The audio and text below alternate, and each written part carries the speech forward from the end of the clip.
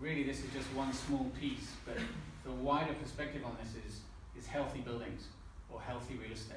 And how can you build wellness to a building, literally from the ground up, brick by brick, into the design, into the planning phase.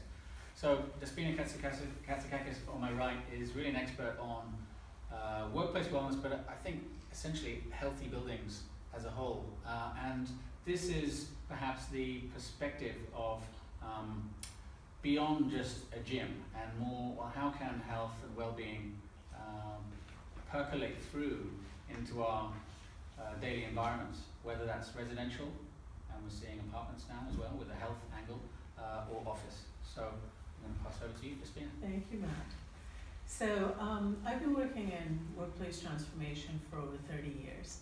So I don't look at residential side, but I look at how the nature of work has changed and how buildings are supporting people to do their work. And it's been a very interesting journey over those 30 years because of course you'll realize that's been the whole life cycle of technology coming into the building and then coming out of the building again. So mobility has changed the way we work, but hasn't really. What does it mean? 85% of the world's workers work in high density urban environments. And we tend to spend 90% of our time indoors. And when we're in the office, we spend 82% of our time sitting down. So no surprises then that the Gallup poll last year said that 70% of the workers in the world are disengaged, uninspired, and actually not particularly contributing their best. So there's a very important challenge going on in the world of work at the moment. And one of the big issues that I'm seeing, I work with a lot of corporates across most sectors, is that they all have one thing in common. They all want to attract the most capable talent to their workplace. And people today have a whole host of more demands than they did when I started working. People want to have a say. They want to contribute to their place of work. They want to actually feel connected, to have choices about how, when, and where they work. They want to be connected to a community, and they want to feel that their employer is supporting their knowledge development and their health and wellness. And that puts in place a whole host of challenges for offices. In the past, it was very easy to create rows of desks, a few meeting rooms, and the odd gym in the basement, if you were really giving back. But today, that's no longer good enough. So when we look at the issue of choice, that opens up incredible opportunities in terms of the design of office buildings. Choice means you can design for active design, where people get up and move to different environments to undertake tasks in places that are designed to support them appropriately, to be able to connect effectively with others, or to disconnect and focus, or to go somewhere and be inspired and regenerate. So the ability to be more conscious of what you're doing and how you're moving to different environments to do it has a significant impact on our well-being. How many of you sit for more than 3 hours a day? I do, for sure. So the data for that is really scary, because if you sit for more than 3 hours a day, you reduce your life expectancy by 2 years. And if you do go in that gym in the basement to work out hard for an hour, it doesn't make up for it, I'm afraid. So you just lost the 2 years and not made up for it. When we look at what is it that people want in the office, there are 3 things that come up as the highest priority. And they are natural light, nature, and the ability to concentrate and focus. And those are really, really interesting because in a way they work together. So if you introduce circadian lighting into the office environment, where the lighting actually mimics the way the sun changes over the day, throughout the day, we see improvements of people's ability to sleep, to have qualitative sleep, by something like 25%. And that's hugely important in terms of the productivity that those people have.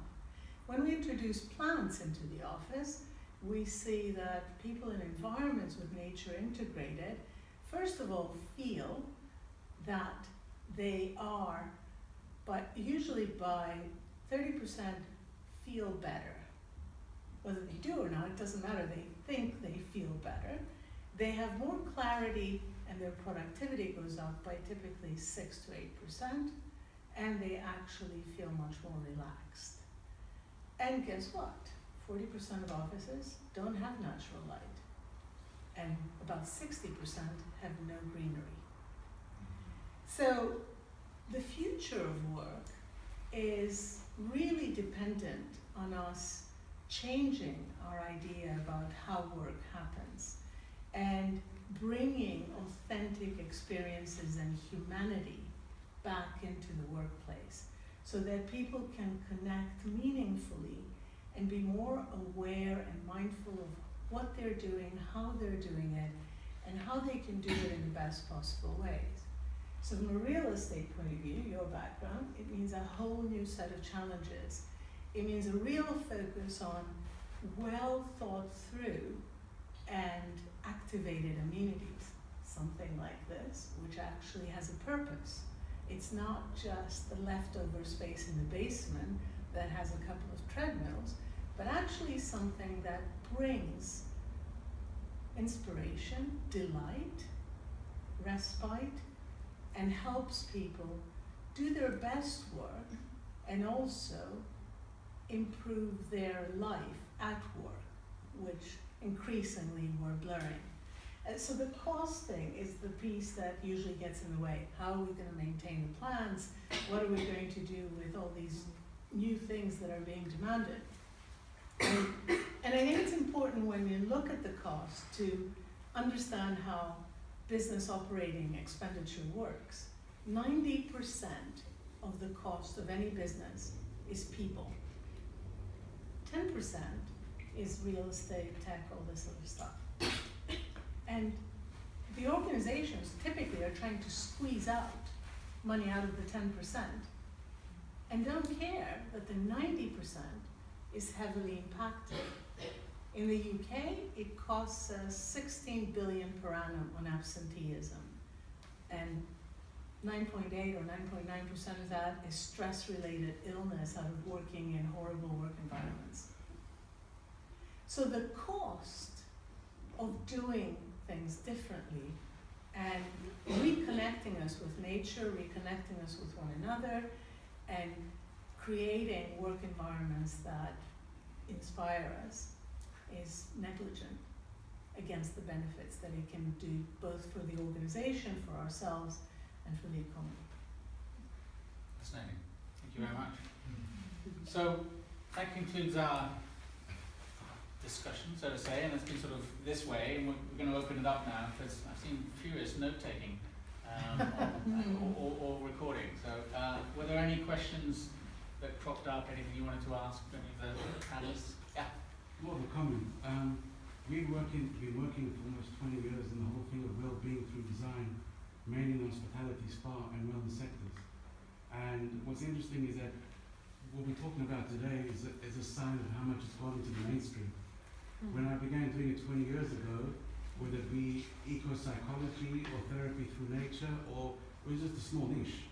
And what's interesting, the actual Intercontinental, for example, has launched an entire hotel brand called Even, with a whole concept based on wellness. And I think that what we're seeing here is already happening in different ways. We're speaking about the hospitality and spa sectors, whether it be biofit design, whether it be the various principles we're talking about, it's happening already. And I think it's all about how do we get more connected to that and bring it even more into the mainstream. Because I think that when we look at wellness, it's about in ways where people, planet, productivity, and profit all matter and all benefit. So it's not just, and from where we begin, from we look at the definition of word wellness, which means state of mind. So So how can all of this relate to enhancing the state of mind of whatever it is that we're doing? And I think that there's some amazing examples. There's a new building just being built in Singapore. It's a building and a hotel where the whole facade of the building is being done using Biofit design. But what it's also been used for in cities as a form of vertical agriculture. In terms of what you're growing, you can actually make yourself self-sufficient in terms of feeding yourself in the city. And we actually were involved in a project for the city of Cape Town and Vancouver on creating an urban wellness map of the city, because urban wellness is becoming a big thing right now. So there's quite a bit of things happening in all of this globally. Really. How do you define urban wellness? How would you? Urban wellness, well, in a way that the kind of activities that you can do in the city which enhance the well-being of the local people. So it's, whether it be, you talked about flowers. In London, for example, it's not just about getting 90% of the flowers that you use or the green that you use is imported, or what you grow here shipped off to Amsterdam and shipped back here. Now there's a group of people around London who grow local seasonal flowers, it's called slow flowers, where all of that contributes to urban wellness. Very good, thank you, sir. Any other comments or questions? I wondered if you've done enough research on how much impact the biophilia of plants have on the actual air quality. So I think the main impact is just seeing them, smelling them, and feeling them. We know it's good for health and well-being. But obviously in cities like London and China, most of the way you're protected from the outside air is through the HVAC and the ventilation systems. But I wondered how much the planting contributes. I mean, I'm not an expert in this. This is kind of a slightly new territory for me. But I know that they've shown that plants. I mean, obviously NASA has done most research, and that's quite old. I'm assuming a spaceship or whatever. It's a sterile environment, so obviously you've just got human introduced. Well, no, you've got a lot of particles. things that are off-gassing. Oh, I mean, yeah. like all buildings, basically, sick building syndrome, and now particularly carpets, which is not the case with these carpets, but carpets are the worst thing of that. They're like giving up a lot of chemicals. So I know that, so that research is happening, definitely, and has been happening. I think the NASA research is from the 80s, maybe. And I know that they've shown that metal, do you know this Indian man who put in 4,000 plants? He was in New Delhi. He did research, designed an office, and I think there are 6,000 workers there or something. It's kind of Indian numbers where you just read it and you think, is that really right? Anyway, put like thousands of plants in there. And he did show, and he's doing a lot of research into this as a CEO, that it decreased the requirement to clean the air in the air conditioning system. So, but I don't know. I mean, through the NASA study, you can say, okay, Sansevieria, which is the mother-in-law's tongue, removes heavy metals, and which exactly particulates remove, and which are the best, hardest working plants for us. So there is definitely research on that. Not exactly. I think what's interesting is that increasingly we can self-monitor the quality of the air. And that's something I didn't touch on, but I think it opens up a whole new host of issues. Our watches, our phones can monitor the quality of the air. So suddenly people are saying, oh, sorry, I don't really want to work in here. It's not healthy for me, it's not good for me. So I think what we're going to see is a whole different relationship between the users of buildings and the demands on those buildings to provide environments that actually support our well-being. We have 70 plants in here. There seems to be some common ground around 6 to 8 plants per person in a certain amount of space. So it then gets into, okay, how many